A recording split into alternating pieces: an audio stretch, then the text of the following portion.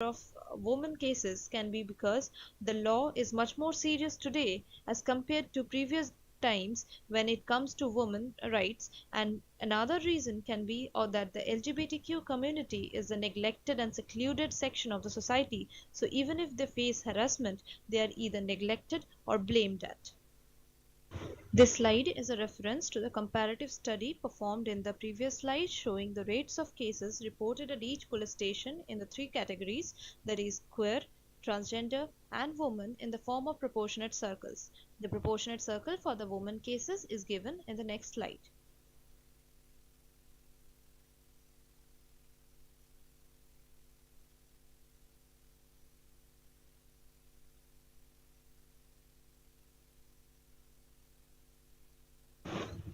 In my conclusion, based on the study performed, I would like to state that irrespective of the location of police stations, the crime rates are higher in the gender-neutral spaces against the LGBTQ community, in and around spaces of proper connectivity, a probable reason of which can be neglect and exclusion that this community already faces as compared to the woman.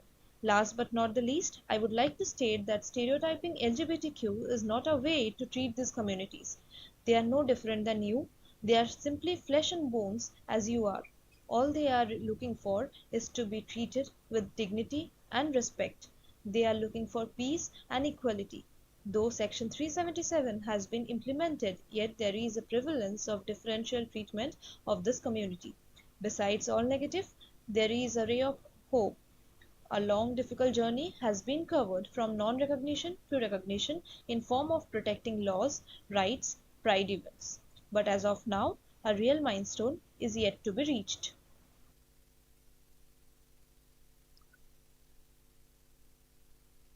Okay. So thank you, Riyanka Shengupta, for presentation. Now, I would like to invite Chandra Kundu as Nazlin Yasmin is not his paper, sorry, her paper. Sorry to disturb, sir. Chandra, okay, Bikash. Yeah, so that Priyanshu, that she has texted me that she has share a link of her recorded video as per the instruction of that conference. Okay. So is that this video is downloaded over there that can be played, recorded. Okay. So Shinchon, what's the status of the video? Priyanshu Nathavat. He has sent his presentation as a video recorded content. And after that, I would like to request Chandra to be prepared with your slides. And in meanwhile, if it is not downloaded, I would like to request Chandra to come up with her slides. Okay, sir.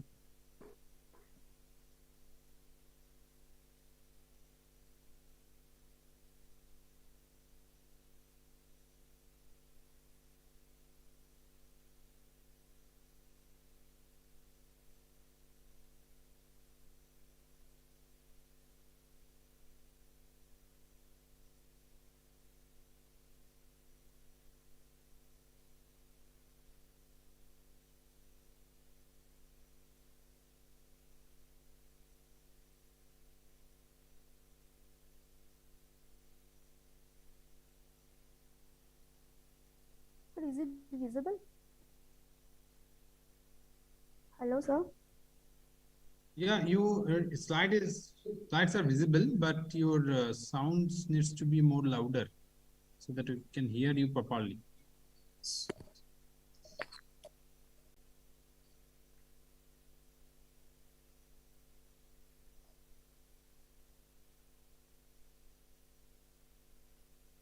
Chandra, I think you are on mute.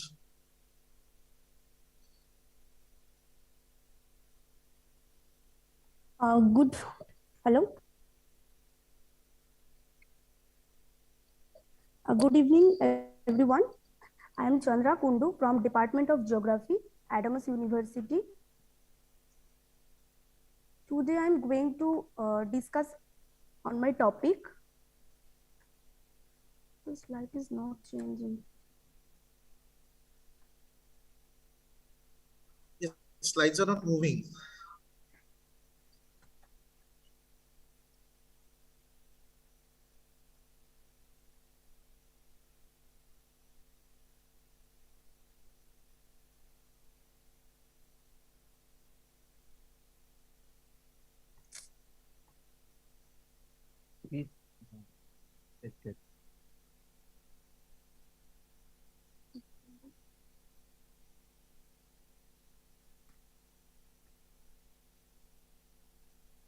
Sir, is it visible now? Yes, it is visible. Okay, sir. Good evening, everyone. I am Chandra Kundu from Department of Geography, Adamas University. Today, I am going to discuss about my topic, impact of urban climate landscape pattern on LST. This is the content of my topic.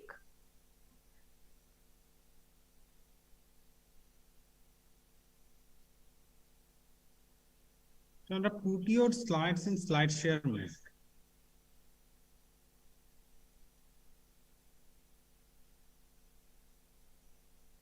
Mute. Is on mute.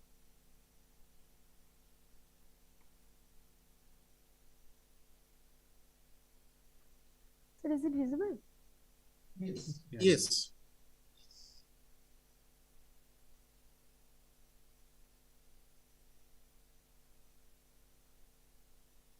Just a moment. Okay. And the local climate zone classification scheme is employed to examine the diversity and complexity of the climate response within a city. The local climate zone classification scheme provides a standard method to study the internal climate within cities and divides the urban surface into relatively homogeneous classes at the local scale. These are the objective of on my topic, mapping local climate zone of KMDA, Kolkata Metropolitan Development Authority, spatial distribution on land surface temperature of KMDA, local climate zone wise land surface temperature distribution, impact of patch matrix on land surface temperature. This is the flowchart of metrology. The map LCZ as urban climate landscape in KMDA have been generated using Landsat 8 data to examine the LST differentiation between landscape and also the investigate patch pattern on the thermal effects. The LCZ classification is generated using supervised maximum likelihood classification in ArcGIS, and land surface temperature for 2015 has been estimated using Google Earth Engine. A series of landscape metrics are used for quantifying the spatial distribution of climate landscape, which are computed using the FracStat extension in ArcGIS software. Kolkata Metropolitan Development Authority area is my study area. KMDA established in 1970. KMDA is the statutory planning and development authority for the Kolkata metropolitan area in the state of West Bengal, India. Urban climate landscape pattern refers to the arrangement of urban areas in terms of buildings, roads, and other infrastructure. This pattern can vary widely depending on factors such as population density, land use, and urban planning policies. For example, cities with high population density tend to have more compact urban landscapes with taller buildings and less green spaces. This can result in higher land surface temperature due to the increased absorption and retention of heat by buildings and other surfaces. Land surface temperature is a measure of how hot or cold the surface of the earth is. it is influenced by a wide range of factors, including solar radiation, atmospheric condition, and surface characteristics such as vegetation cover and water content. As we can see, in urban areas, LST is often much higher than the surrounding rural areas. The impact of urban climate landscape pattern on LST can be significant. One study found that urban areas can have land surface temperature that are up to 10 degrees Celsius higher than surrounding rural areas. This is due to a range of factors, including the absorption and retention of heat by building and other surfaces, the lack of vegetation cover, and the presence of large amounts of concrete and asphalt. Understanding the impact of urban climate landscape pattern on LST is crucial for developing effective strategies to mitigate the negative effects on urbanization on the environment and human health. One approach is to increase the amount of green space in urban areas, which can help to reduce land surface temperature by providing shade of evaporating cooling. And this is the result and discussion part. There are 17 classes within the initial LCZ framework. After local climate zone classification, we got 15 classes. The red colored areas shows the LCZ2, LCZ3, and LCZ4, which means compact mid-rise building, compact low-rise building, and open high-rise building. And the green colored area shows LCZ classification D and LCZ classification B, which means scattered trees and the low plants area. And this is the meaning of local climate zone classes. There are 17 classes. LS land surface temperature is varying in different areas of KMDA.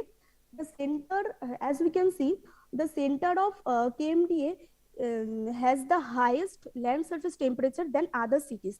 The maximum value of the maximum value of the land surface temperature is 31.825, and the minimum value is 5.66.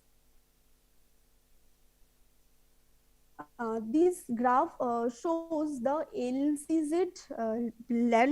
LCZ wise LST distribution. From this graph, we can from this graph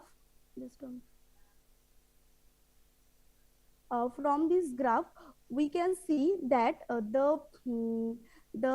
that LCZ8 means large low rise has the highest LST. 23.82, and LCZ class means water body has the lowest LST, 18.34.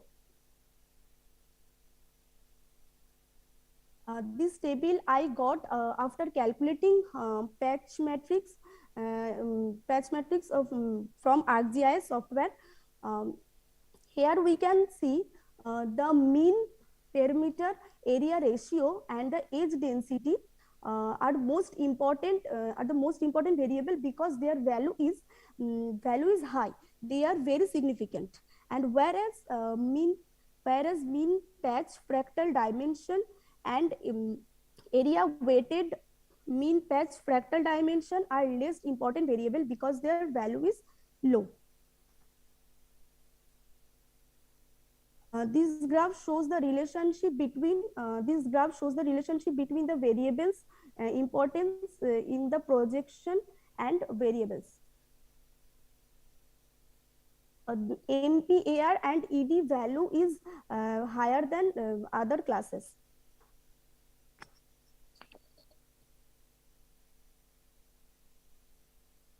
Here I have shown the LST correlation with the most important variable and the least important variables of patch matrix. The relationship between mean perimeter area ratio and land surface temperature it is widely accepted that there is a strong correlation between these two variables, with higher mean perimeter area ratio leading to higher land surface temperature. This is due to the fact that landscapes with more complex shapes tend to have less shade and are therefore exposed to more direct sunlight. Chandra, you have 3 minutes left, so try to conclude with your findings. Sure, sir. And here is the relationship between mean patch fractal dimension in landscape pattern and land surface temperature. There is a direct correlation between the two, with higher MPFD values indicating a more complex landscape pattern and lower land surface temperature. This is due to the fact that a complex landscape pattern provides a greater variety of habitats and microclimates, which can help to regulate temperature. Furthermore, research has also shown that change in land use, land cover can have a significant impact on both MPFD and land surface temperature. In conclusion, the impact of urban climate landscape pattern on LST is a major concern in many cities around the world. In urban context, heat waves can have significant implication on public health and outdoor thermal comfort. As KMDA is a most developed and populated region of West Bengal, so we trying to predict the relationship between local climate zone and thermal discomfort due to the excessive heat of all the municipalities of KMDA and impact of urban climate landscape pattern on LST. That's all about my presentation. Thank you. Thank you, Chandra, for your presentation. Yeah, so please start the video.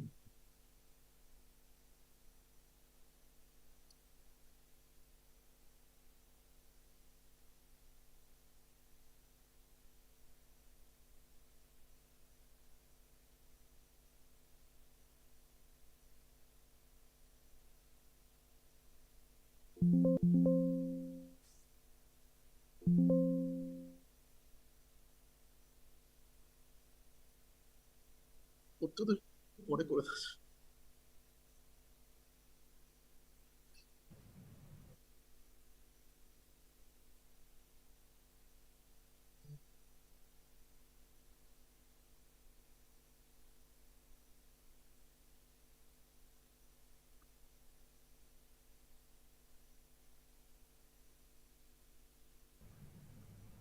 Hello everyone. I'll be presenting on the topic impact of climate variability and land use land cover changes on land degradation. It is a Mithuri watershed case study. It is located in Rajasthan state. Coming to the introduction part, land degradation and desertification are recognized as significant environmental and social problem in arid and semi-arid tracts of land. So I'll not say much. As you can see, according to ISRO published document, 97.85 millihectare has been degraded already, and Rajasthan is the most degraded state, accounting for 22% of degraded land in the country. So, this study area has been chosen for this reason, as Rajasthan is the most degraded state, and there is a scarcity of water, degradation of vegetation cover due to climate change, which is eventually affecting the land productivity. And it is affecting the rain-fed agricultural production system in most of the areas in the study region, which is a threat to survival and livelihood of rural population. Coming to this next slide, this is the my study area, Meturi watershed demarcation done in QGIS software. It is located in Pali district of Rajasthan state of India. Coming to the next slide, the objective of my study have been the assessment of interrelationship between LULC and land degradation, and second is informing about reflected drought conditions with decline in groundwater table as a function of rainfall variability in the region. The data have been taken from Survey of India, National Remote Sensing Center, Hyderabad, Indian Meteorological Department, Pune, and several reports, government reports, technical reports, several other journals, published research papers, and special volumes of Geological Society of India have been referred for assisting the research. Methodology consists of demarcation of watershed boundary using Survey of India topographic map with slope, elevation, drainage flow direction as the basic inputs. Geocoded standard false color composites were prepared for the year 1998 and 2010 uh, of IRS satellite images, list 2 and list 3. Meteorological data of monthly average minimum and maximum temperature and annual rainfall were obtained from IMD Pune, and secondary data was collected for anthropogenic aspect, wherein socioeconomic aspects were studied. Satellite data was visually interpreted using photographic elements such as tone, size, shape, association for uh, delimitation of LULC categories in QGIS software. So, statistical analysis was also done of precipitation data. Drought intensity demarcation was done using IMD suggested criteria based on percentage deviation of rainfall from the long term mean. Coming to this result in analysis of my study, climate variability was an aspect which was studied in both the temperature and rainfall areas, as they both can cause watershed differences in drought-prone areas of rainfed agricultural systems. So, leading to the changes in evaporation, surface runoff, infiltration, and active groundwater flow, which is leading to disruption in hydrological cycle and creating implication for water resource management. Then this slide is showing monthly temperature variation of Pali district in the year 2020, wherein you can see the area falls in hot semi-arid climate of according to Köppen classification, and there is a variation of 26 degrees Celsius, that is 78.8 degree Fahrenheit. It is a major variation in temperature, and this data was taken from the source mentioned below the graph. So you can see the average temperature marked and minimum temperature and as well as maximum temperature.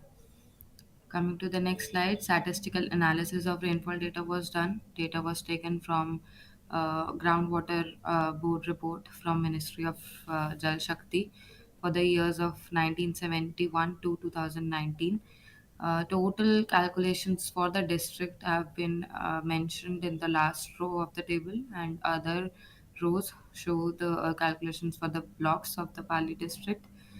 Mean was calculated for each of the block, standard deviation was calculated, and coefficient of variation was calculated. This table show the summary of the analysis, wherein you can see the stats.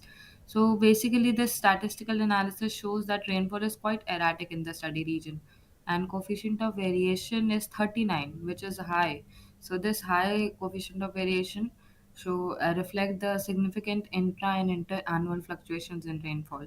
There is a difference of 789.29 millimeter, that is 31.07 inches, between the driest and wettest months. Coming to this next slide, this is the plot of temporal variation of annual rainfall in the Valley district. This black line is showing the average, and you can see which all years are showing high annual rainfall. Coming to the next slide, drought classification was done. So the data was based on percentage departure of rainfall from long-term mean, IMD suggested criteria, as I mentioned in the methodology part. So, drought is a period of abnormal dry weather causing hydrological imbalance in the affected area. So, this drought aspect was studied to determine to give an insight into such areas of highly variable annual rainfall with frequent dry spells. So, frequency of drought occurrence in district is 47%, calculating 18.4, 20.4, and 8.2, and excluding 53%, which is experiencing no drought. This is a plot of temporal drought intensity in Pali district, wherein you can see which all years are experiencing no drought and which all years are experiencing intensity in drought. You can note that the year in the statistical analysis we saw the year having uh, lowest rainfall, which is experiencing a high drought intensity. So drought years led to decrease in cultivated land because of reduced net sown area, and since all the surface water dried up and water table also dropped in the affected area. Then this is a groundwater aspect, wherein seven blocks in the district are in overexploited category. And this map I have shown just to show the location of the study area, that is Meeturi watershed. It is located around Bali and the Suri blocks of the Bali district, which both the blocks are in overexploited category. And interestingly, blocks in eastern side fringing the Aravali range are the ones which are overexploited. So this aspect was taken as an implication of drought condition induced by rainfall fluctuations in the district. Coming to the next slide, this is the blockwise average depth to water level of pre and post monsoon 2020, wherein you can see all the blocks on the x-axis and the depth to water level shown on the y-axis. Then coming to the next slide, this is the maps. These are the maps of fluoride distribution and nitrate distribution in the district of Pali, and watershed region lies somewhere down in the southeastern part. You can see here. So we note that fluoride concentration is moderate, while the nitrate concentration is high, and areas with high fluoride concentration are not suitable for domestic purposes, while the areas with high nitrate concentration renders it unsuitable for agricultural purposes. The groundwater is unsuitable for agricultural purposes, and these high concentrations are attributed to anthropogenic Please causes, try to sum up the application of presentation. I think fertilizers and sewage we carrying you were rain, running out of etc. time. Coming to this slide, this is LULC analysis of the study area, wherein you can note there is decreased cultivated land, lack of irrigation facilities were there. There is decreased vegetation cover, increased uncultivated land leading to wasteland. There is increase in area under open scrub, and the water features appear black there in tone in the satellite imagery and dry in the white. So this is how I demarcated.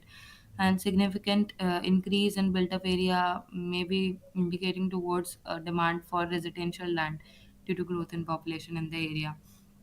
Coming to this slide, I have compared the satellite imageries of 1998 and 2010, wherein Cot Reservoir I have marked. It is dark in first image due to availability of water, but dry in a next image, almost vanished. So land adjacent are also appears white because of alkalization of soil. Surface reflectance of soil changes are the result of exposed lower horizon, and you can see there is high correlation between soil reflectance and several properties such as organic matter content, moisture content, and all. So repeated use of underground water at deeper levels having high parts per million of fluoride and continual use of urea, pesticide, insecticide in the view of increasing land productivity has actually led to increased alkalization. So farmers are forced to extract water from deep wells with high salt content. So basically, erratic nature of rainfall is there, and farmers have having no alternative but to use low quality water. Coming to the conclusion, there is a need of watershed management, doubling agricultural productivity, increasing water availability, ecological balance maintaining, and you can see major changes which are noted, and some of the farmers have to migrate. Such kind of study give a deeper insight of problem faced by people living in such conditions. References. Thank you for patience. Thank you, Priyanshi, for your Priyanshu, for your nice presentation.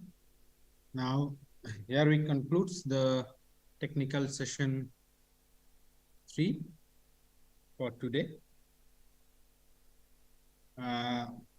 All the presentations are significantly increase our knowledge regarding different anthropogenic and environmental vulnerability that is occurring in recent times. Different topics that has been touched down in these sessions like stone quarrying, land degradation, climate vulnerability, has illuminated different aspects of natural environment. So on that note, I would like to thank all the participants, my beloved colleague, for his participation in this technical session. Thank you. Thank you, Dr. Sharkar. So, thank you all the participants for being with us in spite of this time issues, and I hope that tomorrow we are again meeting at 10, and you will be all joining with us either offline or in online mode. So we are signing off now from Madras University. Thank you. Thanks a lot for today's session.